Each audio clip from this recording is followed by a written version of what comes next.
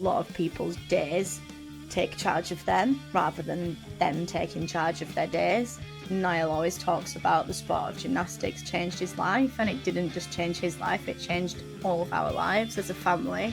I always say that I never fell in love with anything enough at uni to dedicate the rest of my life to it. I've got this new little challenge that I'm thinking about setting myself, which you'll actually be the first person that I've publicly told about this. I've spoke about it a lot with my family. Exciting. But I'm thinking about trying to... So my name's Joanna Wilson. I am 25 years old.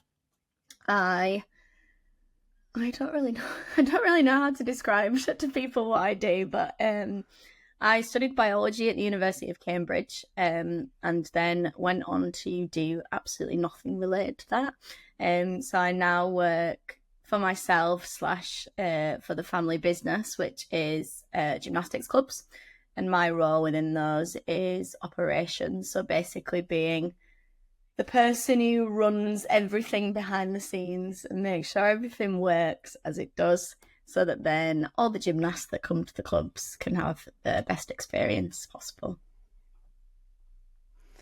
There's a lot I want to get into, but I think let's start with something you just said there. You studied biology and then you've gone on to do nothing related to that at all. Was that a conscious decision, or was it kind of something that you fell into being in the family business that you're in? Yeah, I think that's a great question. I never actually intended to go to Cambridge, to be perfectly honest. As I progressed through my GCSEs and my A-levels, it became pretty apparent that my grades were good. And that was just a byproduct, I think, of me absolutely working my ass off, which again, I don't know whether it was a byproduct of being in a family where my sibling was really high performing in a sort of different area in a sporting environment. But it got to sort of crunch time and university applications, and my teachers were like, you should probably apply to Oxbridge, one of the Oxbridge universities. I was doing science at A-level, so the natural sort of place to go was to go and do the science-related degree. And I think when I got my grades and when I got in and when I went to university, I think in my mind, I was going to stay on. I was going to do a 3-year undergrad. I was going to do a master's. I was going to do a PhD. Like, that was sort of where I viewed my life going from that point of going to uni. And I think I always say that I never fell in love with anything enough at uni to dedicate the rest of my life to it. I felt like they were my sort of, that was my option. It was to stay in education and stay in science. And I met a lot of people that were sort of 5 years ahead of me and doing PhDs and literally, like I say, dedicating their whole life to a really niche project and area. And I enjoyed my degree and I worked really hard and I found everything that I learned interesting. But there wasn't like one specific thing that I was like, yeah, you know what? This is it. This particular area I want to sort of dedicate my life to. And therefore, that's why I'd sort of decided probably halfway through my second year that I wasn't going to stay on in education. And then into my third year, did a round of job applications. I actually went to be a consultant for a couple of years after I'd finished my degree. But alongside that was this sort of the family business, which was growing and expanding. And I jumped ship and sort of have used since all of the skills that I learned at uni about working really hard, that I learned in my job about operations, and applied them to working on something that I care a lot more about because it is my own and our own as a family. I want to get into kind of the just work side of things a little bit further on in this conversation, because there is a lot that you kind of talk about and have talked about online over the years that I think will help people on a day-to-day basis when we like kind of look at training and look at sport, as well as kind of the more functional aspect of kind of day-to-day life and work as well. Is it ever difficult working with family? It's a very timely question. Yes. Yes, it is. I think that I've spent a lot of time working with my brother, literally from sort of being the age of 18 years old. I've worked with Nile and sort of picked up essentially the bits of work that he didn't really want to do / was very good at in running businesses. So he started his first business when he was 19, 20, and I quickly picked up sort of the back end, the admin, the emails, the day-to-day. And I think our working relationship has evolved quite a lot in the last sort of 7-8 years. We're very straight up with each other. We're very honest with each other. I've had to work really hard at detaching, like, Nile Wilson, the person who I'm working with, to Nile Wilson, who's my brother, and knowing a time and a place to sort of not let things that might frustrate me in the working world frustrate me in real life, etc., etc. But that's something that I think we've grown up and evolved with doing together. More recently, I've been working with my dad, which again has added a sort of totally different layer and dynamic to what it's like to work in with family. A little bit unconventional, and a little bit, my dad sort of worked for the past 35 years and is coming to the end of his career, whereas I'm sort of only just entering my career in the space that I'm in. And that dynamic, I think, has probably been more difficult in sort of the last 12 months than navigating the dynamic with my brother for the last sort of 8 years, where I think we're a bit closer in age. We're both on our own journeys. We're both still trying to figure it out, versus myself and my dad, who my dad's very much like been there, got the t-shirt, got the experience, is absolutely incredible at what he does. I'm still on this journey, still trying to figure it out. But I think that something that we always talk about as a family is that family does come first, and we're doing things that we dreamed of doing this time 5 years ago, and now that we're there, it's hard. It's difficult to run a business, particularly one at the scale that we're at and the pace that we're growing at. But what we want to be able to do at the end of it is come out and still be able to be a family with each other as well as work with each other. And yeah, that's what I was going to say. You kind of got to detach yourself a little bit, don't you, from the business side of things when you're sitting around the table at home having a family dinner. Like, it's got to be hard from time to time not to be like, oh, I've got to talk to you about this. I've got to talk to you about, but hang on, we'll park that now, and we're kind of doing that. It's my mum and dad's birthday today. My mum and dad have got the same birthday, which is pretty wild. They'll unreal. Yeah. Which, as a child, I thought that everybody's parents were born on the same day. I was so confused when their parents had different birthdays, because obviously my mum and dad have always had the same birthday. But today we're going out for a family meal, and you're so right. It's like when you work together and actually everybody enjoys the work and enjoys where the business is going and what's going on in life. It's like, it's so easy to go to that meal tonight and the only thing we'll talk about is Nile Wilson Gymnastics and his work and is the things that we got to do and is the plans for the next however many weeks or months. But actually you got to rain check that a little bit and just remember that it's somebody's birthday and we can talk about work tomorrow, and the most important thing is just being with the family and doing family things. What's it like when you walk into Nile Wilson Gymnastics and you see, the classes going on and you see these young kids growing up in front of your eyes and thinking like, we've built this? Is that an odd feeling? Is it a feeling of pride? How does it feel? That's a great question. It feels amazing. And we were very passionate. Obviously, we've been within the sport of gymnastics for our entire lives. Niall started when he was 4, I was 2 at the time, and Niall always talks about the sport of gymnastics changed his life, and it didn't just change his life, it changed all of our lives as a family, and it has been a dream of ours to be able to continue Niall's legacy and get as many people involved in the sport that changed all of our lives as possible. One of our biggest measurements of success as a business, and we talk about this with all of our coaches, is every single gymnast leaving the gym with a smile on their face. Now, obviously, everybody wants to learn a roly-poly or a backflip or a cartwheel or whatever it is, and that's definitely important too. And there's measurements that we have against that, but fundamentally, it's simplest form. It's happy, sad. Is it? Are they having fun? Do they enjoy the sport? And yeah, it's when you see it and when you live and breathe it, it makes you go, crap, we've done that. And what I often think about, which sounds a little bit silly, is if I'm in a club or actually if I'm at home, it's the fact that we've now got 4 clubs and we're still growing and we'll be having more than that this time next year. Is thinking about, I'm in Leeds right now and I can see 70 gymnasts all having a great time. But in Rotherham, there's also 70 gymnasts that are all doing gymnastics right now.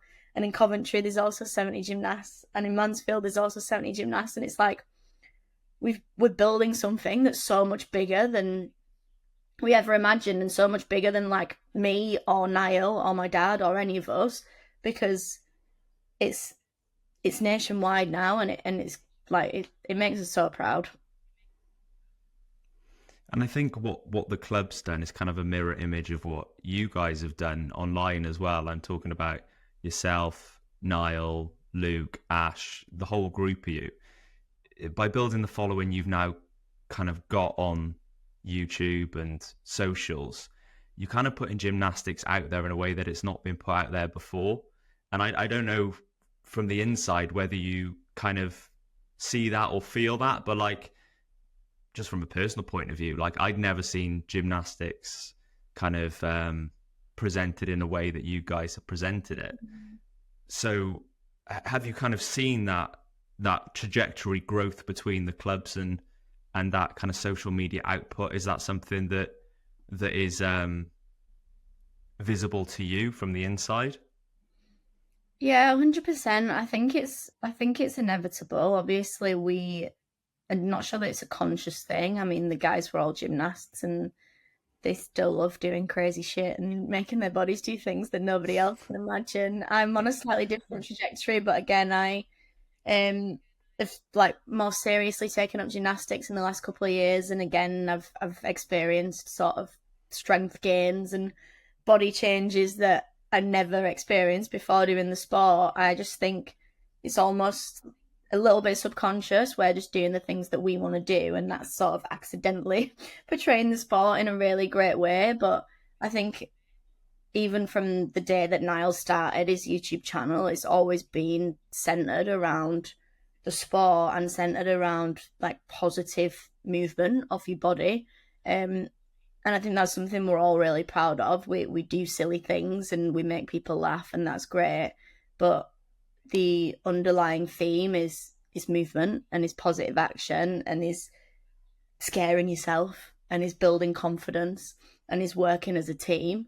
And actually, it might just come across as something that's hilarious and gets loads of views or loads of likes, but the underlying messages that we put out there on a day-to-day basis on the internet, I'm actually really proud of. And like you said, do feed into what we're trying to build with the gymnastics clubs as well. What I like you saying there is, like, even though you've been surrounded your whole life by gymnastics, taking it seriously or a little bit more seriously in the last couple of years. And I think that's one of the messages that sometimes gets lost with a lot of sports. It definitely gets lost with running. It gets lost with gymnastics as well. That idea that I have to have done it since I was a child. Like, there's no way I can. Why would I go and do it now? Like, I'm mid-20s. There's no point in me starting now. There's no point. Like, what's the point? But you can genuinely pick these things up whenever you want, can't you? Yeah, 100%. I think that it's particularly when you see a sport like gymnastics, or like more recently, I've started going to a CrossFit gym nearby. What you see on the internet, and similar with running as well, is, or any sport, like we live in a world where we basically get exposure to the people at the top of their game in these arenas. And that's why I think sometimes it feels not accessible, because you see somebody doing a sub 3 hour marathon, or you see somebody doing 10 muscle ups in a row, or you see somebody doing a backflip on a balance beam, and you're like, holy hell, I could never try that because there's no way that I could do that in that form. But actually, it's really important to remember that every single one of these sports, no matter what it is, has something that's accessible to everybody. And it might not, you might not look like those people that you see on Instagram in the first, you might not look like them ever, to be completely honest. I don't think I'm ever going to be able to run a sub 3 hour marathon. But there is a level, there's an entry level to everything. And actually, it's just about trying to find out what that looks like, being brave enough to take yourself there or drag somebody along to take yourself there. And then actually consistency means that in 12 months time you might start to look like some of those people that you've seen online. It's that initial step, isn't it? And that's I think the case with everything, and probably something you maybe would preach through kind of just work as well, taking that initial action, taking that initial step to do the thing that you want to do, but without that first initial action, it's kind of never going to happen.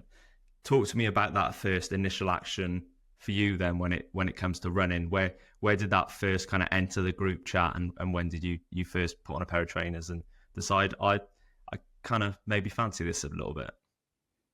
That is such a great question. I did what quite a lot of people do, which is sign up for a race in order to make myself start running.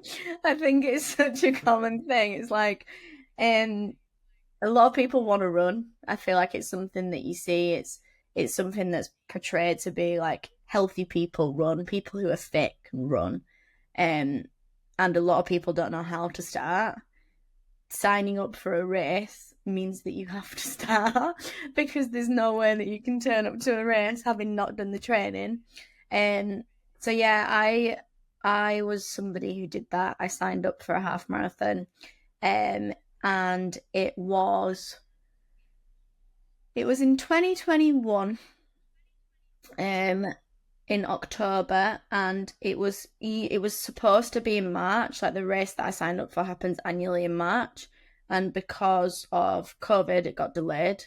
And I think I was sort of in that lockdown period, that sort of second start of the year in 2021 period where we didn't know whether we were coming or we're going in lockdown. And it was in Cambridge, which is obviously where I went to university, so I really liked the idea of going back there and just doing that race. Quite nostalgic. And also I knew from living and being in Cambridge that it was super flat, so I wouldn't have to run up and down any hills. I live in Leeds, and I'm still not ready to sign up to a race in Leeds yet, unless it's one that's on the canal, so I know that we're not going up and down any hills. So yeah, I signed up to that in October, and that's where I had to start running because I knew I had that race coming up. But what does it bring you? Why have you kept it going? Because, you know, there's the story, like you say, of people entering a race to help them start. There's also very often the story of people finishing that race and chucking their trainers away. So what kind of kept you putting them on, getting out the door? Yeah. Being totally honest, I was that person as well. So I did the Cambridge half in the October. I then did it again with my dad in the March, which was when it usually is, so sort of 6 months later. And then I ran for a couple of months after that, and then probably didn't run for about a year. And this race that I've more recently done, I did it the other way around. So I started running again. And as I got sort of 5, 6, 7 weeks into my run, like my running training, I was like, oh, this would be really cool to sort of build up to a race and build up to something. But in terms of what it brings me, I think that a lot of things.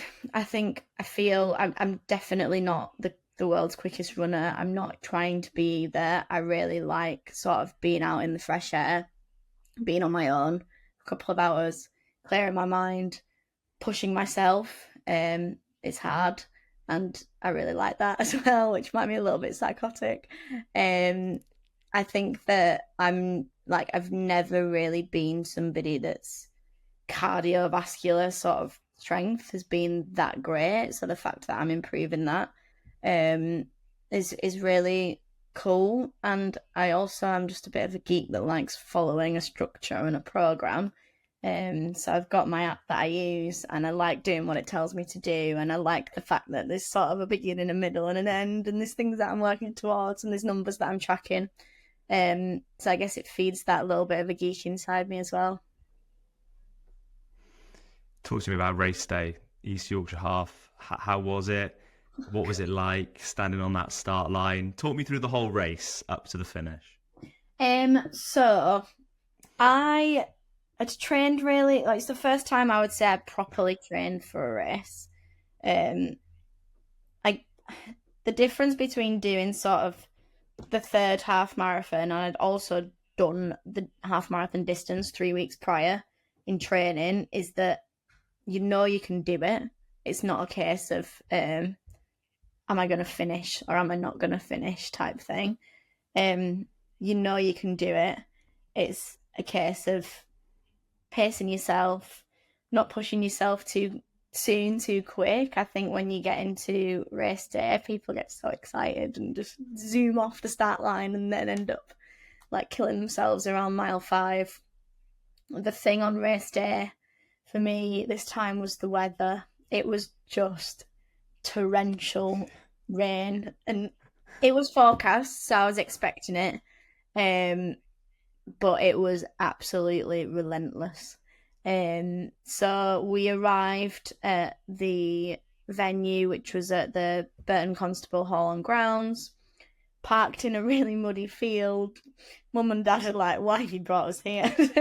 They're getting their umbrella up. I was sort of getting myself warm, getting myself sorted, decided to wear, so this is another thing as well, it's like, what do you wear when it's raining?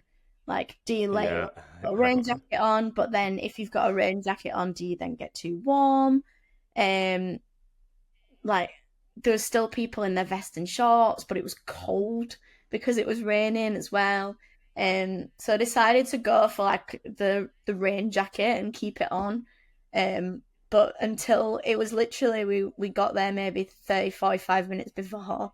And honestly, I felt like I just need to start because I'm cold. And as soon as I start running, I won't be cold anymore.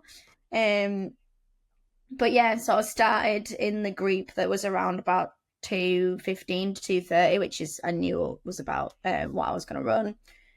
And then I guess once you get out there, you've run a mile and you're wet, and you can't get wetter than wet. So the weather sort of becomes a side dish to everything else that's going on. But I was really pleased with how I did. I was aiming for around about 2:20, which is exactly what I got. So I knew what pace I had to run. I had my sort of my app and my headphones telling me the pace that I was running. I consistently kept that throughout the whole 13 miles, which was amazing. My face was really hot throughout the entire race. So every time I managed to get water or anything like that, I was just pouring it on my hands and getting it over my face to try and cool myself down. But for me, it was just, I don't know, I felt like I'd done the training. I knew what I had to do. And it was just a case, particularly with the weather, of getting my head down and running the pace that I needed to run at and getting it done, if that makes sense. You can't get wetter than wet might be my new favourite thing to tell myself when it's hammering it down and I don't want to get out the door. Come on, Ben, you can't get wetter than wet. Just get out. First few hundred meters. One of my favourite quotes, like, has always been about like, the one life's not about waiting for the storm to pass, it's about learning how to dance in the rain. I feel like that's a very Joanna quote. Yeah, that's another thing I say is some people feel the rain, others just get wet. And I like to tell myself that it's just a bit of water. You're just getting wet. But yeah, crossing the finish line was fantastic. My parents were both there. They'd gone and sat in the car for 2 hours whilst I'd ran the race, then got back out of the car. And they'd sort of split themselves up on the last stretch. I bet it was about 200 metres. So you sort of turn back in and run back towards the hall. So my mum was about halfway down and my dad was at the finish line. But but it's great. It was nice actually running towards the finish line, because throughout the rest of the course, and I don't know whether it'd have been different had the weather have been different, but there's not really many people out there, apart from sort of marshals that are pointing you in the right direction. Whereas on the finish line, there were people all the way down it, so that was really nice. And then you cross it, and then you stop, and your body's gone, what have you just put me through? You go dizzy. I went over the barrier like, oh my god. But yeah, it felt great, and the medal's really cool as well. I've got this new little challenge that I'm thinking about setting myself, which you'll actually be the first person that I've publicly told about this. I've spoke about it a lot with my family. Exciting. But I'm thinking about trying to match Nile's major medals with running medals. So he's got 9 Commonwealth medals, he's got 3 European and world medals, and then he's got 1 Olympic medal. To which I'm thinking about doing half marathons for the Commonwealth ones, marathons, dare I say it, for the Euros and Worlds, and then to be decided, but I feel like it's got to be something a little bit extra or a little bit more exciting to sort of replicate that Olympic medal. But that's something I've thought about in the last sort of 6 weeks. So I've now got 3 half marathon medals, so 3 out of 9 of those sort of Commonwealth medals if we're going like for like. I absolutely love that. I think that is absolutely amazing. I think that's brilliant. So yeah, I mean, ultra marathon, surely. Yeah. For Olympic. Yeah, I think so. The idea of Ironman to me as well, but I'm terrible at swimming. I can't swim. I can swim, but definitely not to a level to be able to do any sort of long distance in open water. So yeah, probably ultra is maybe the way we'll go, but we'll see. I mean, the one thing I would say about swimming when it comes to kind of triathlon is it's the best to be the worst at. There's a Ben quote for you. We've had some Joanna quotes. There's a Ben quote in the sense that it's the shortest bit and you just really need to get through it. Like if you can just tell yourself, I'm going to train to a point where I can get through the swim and get onto the bike, then you're okay. Like it's never going to be the be all and end all of the race or the completion. It's just about getting through that part of it, if that makes sense. Because at the end of the day, it's like probably 10 to 15% of the entire day. Yeah. So don't talk yourself out of it. That's all I'd say. Because I'd currently be there just doing breaststroke at the back of the room. Moving at like... With one of those, you know, those little floats that you used to have in school, just kicking your legs.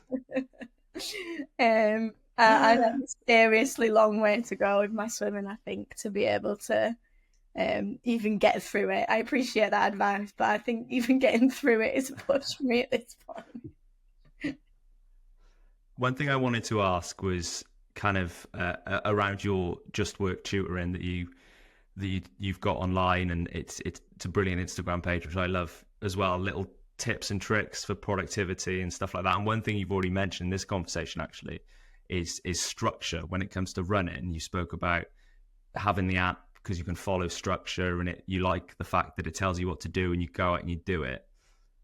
I think structure is one of those things that is overlooked when it comes to any sort of training and any sort of work. How important is it to kind of put in place those things in your everyday life, whether it be in your training or in your work, that help your productivity? Things like structure, things like a routine.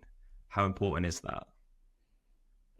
Yeah, I think in its simplest form, it's everything. I think it's so easy to not do things, and having structure and a schedule and a timetable and intention means that you can't not do them, if that makes sense. A lot of one of the biggest questions I think most people who perform in sport or at a high level in anything in life is sort of, how do you stay motivated? And for me, it's not it's not about motivation, and it definitely gets you started, and it definitely can sort of keep you going. But when you're out of the other side of this part, which is structure, because after a couple of weeks of a running program, your body hurts, and the last thing you want to do is go out with your running trainers on and do a 16k long run on a weekend. It's not motivation at that point. It's discipline, but it's being structured. It's making sure that you put time into your week, into your days, to fulfill the things that you need to do to become the person that you want to be. And yeah, I think it's so underrated, just sitting with a pen and paper for 5 minutes on a morning and actually writing down the things that you need to do today and when you're going to do them. But actually, a lot of people don't do that, and a lot of people's days take charge of them rather than them taking charge of their days. So I think from a life perspective, it's everything, and it's super important to feel in control and to be able to carry out the things that you need to do.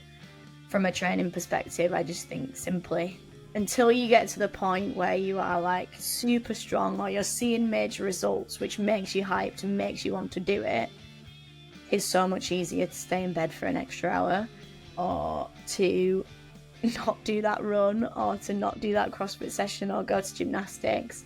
So structuring your life to be able to do those things is really important as well.